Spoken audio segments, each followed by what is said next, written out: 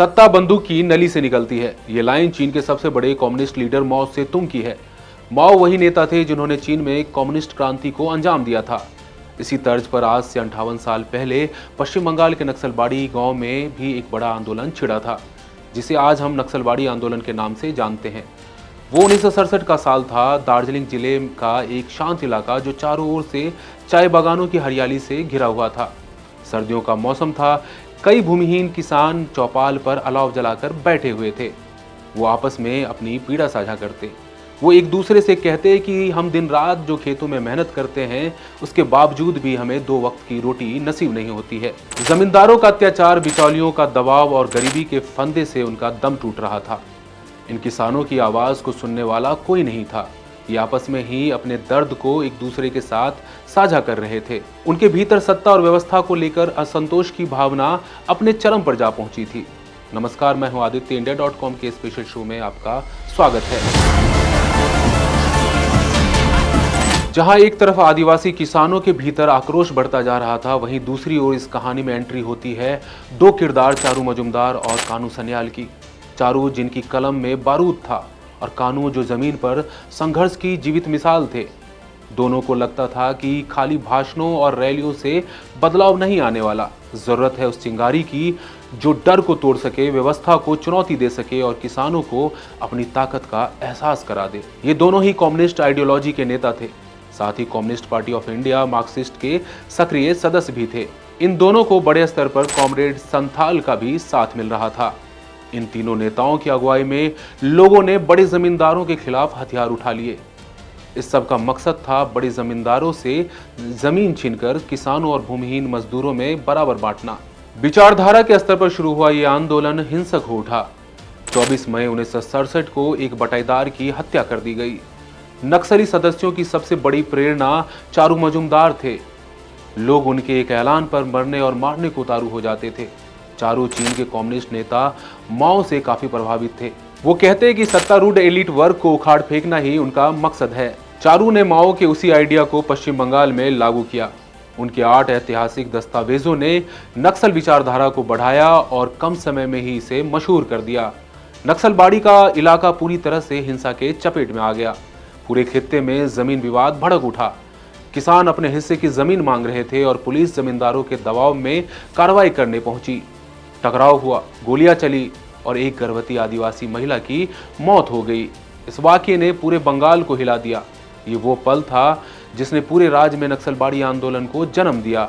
इस घटना की वजह से पूरे राज्य में लोग नक्सली आंदोलन से जुड़ने लगे। गरीब किसान मजदूरों ने सरकार के खिलाफ हथियार उठा लिया। हमार बाड़ी, तुम्हार बाड़ी, नक्सलबाड़ी जैसे नारे राज्य भर में सुनाई देने लगे। नक्सलबाड़ी आंदोलन के लगभग 3 हफ्ते बाद तत्कालीन केंद्रीय गृह मंत्री वाईबी चौहान ने लोकसभा में बताया कि असल में ये एक स्थानीय समस्या थी। इसे सख्ती के साथ राज्य की पुलिस को ही दबा देना चाहिए था। चारू मजुमदार ने अब पंपलेट निकालना शुरू कर दिया। इसके जरिए वो लोगों तक अपनी बात पहुंचा रहे थे। इससे विद्रोह को वैचारिक दिशा मिलने लगी। उन्होंने कहा कि असली लड़ाई जमीन के लिए नहीं बल्कि सिस्टम बदलने के लिए है। कानू सन्याल गांव-गांव जाकर लोगों को संगठित कर रहे थे। गुप्त मीटिंग, खेतों में छिपकर रणनीति बनाना और पुलिस प्रशासन से सीधी टक्कर, ये सारी चीजें बड़े स्तर पर हो रही थी। ये लोग लोकतांत्रिक और चुनावी तरीके से नहीं बल्कि माओ के हिंसक स्टाइल में सत्ता को अपने पाले में लेना चाहते थे। साल 1969 में चारू मजुमदार की अगुवाई में भारतीय कम्युनिस्ट पार्टी मार्क्सवादी लेनिनवादी की स्थापना की गई। नक्सलबाड़ी अब एक आंदोलन नहीं रहा, ये एक लहर बन चुका था। सरकार ने सख्त कार्रवाई शुरू की, लेकिन आंदोलन का असर बंगाल से निकलकर आंध्र प्रदेश, बिहार, उड़ीसा और कई अन्य राज्यों तक पहुंच गया। इसे रोकना अब आसान नहीं था। नक्सलबाड़ी सिर्फ विद्रोह की कहानी नहीं थी, ये आजादी के 2 दशक बाद भी किसानों की अधूरी लड़ाई का आईना थी। लेकिन इसी बीच इस आंदोलन की जमकर आलोचना भी हुई। सबसे बड़ी आलोचना तो इसके हिंसक प्रवृत्ति को लेकर हुई। इस आंदोलन की वजह से बड़े स्तर पर खून खराबा हुआ। कई मासूम लोगों की जानें भी गई। शुरुआत में इस आंदोलन को जहां इसके विचारधारा की वजह से सहानुभूति मिल रही थी, वहीं हिंसा के कारण यह आंदोलन बड़े तबके में अनपॉपुलर होने लगा। साथ ही हर आंदोलन की तरह इसमें भी उतार चढ़ाव आए। लीडरशिप में मतभेद, आंतरिक संघर्ष और सरकार की कड़ी कार्रवाई ने धीरे धीरे इस मूल नक्सल आंदोलन को कमजोर कर दिया। चारू मजुमदार की गिरफ्तारी और बाद में उनकी मौत ने आंदोलन को बड़ी चोट पहुंचाई। कानू सन्याल ने भी आगे चलकर हिंसा की राह से खुद को अलग कर लिया। बावजूद इसके नक्सली और माओवादी आंदोलन निरंतर जारी है, खासकर छत्तीसगढ़, झारखंड, उड़ीसा, महाराष्ट्र और तेलंगाना के इलाके में।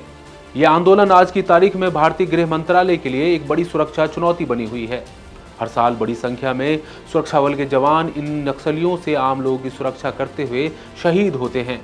वहीं सरकारी आंकड़ों के मुताबिक साल 2025 में मारे गए माओवादियों की संख्या 180 से ज्यादा हो गई है। छत्तीसगढ़ आज भी बड़े स्तर पर नक्सल आंदोलन से जूझ रहा है। खासकर बीजापुर, नारायणपुर और सुकमा जैसे जिलों में आज भी उनकी सक्रियता बनी हुई है। वहीं बाकी के राज्यों में नक्सलवादियों का प्रभाव काफी हद तक कम हुआ है। तो साथियों, ये थी नक्सल आंदोलन के शुरू होने की कहानी। ऐसी खास कहानियों के लिए India.com के साथ बने रहें। शुक्रिया।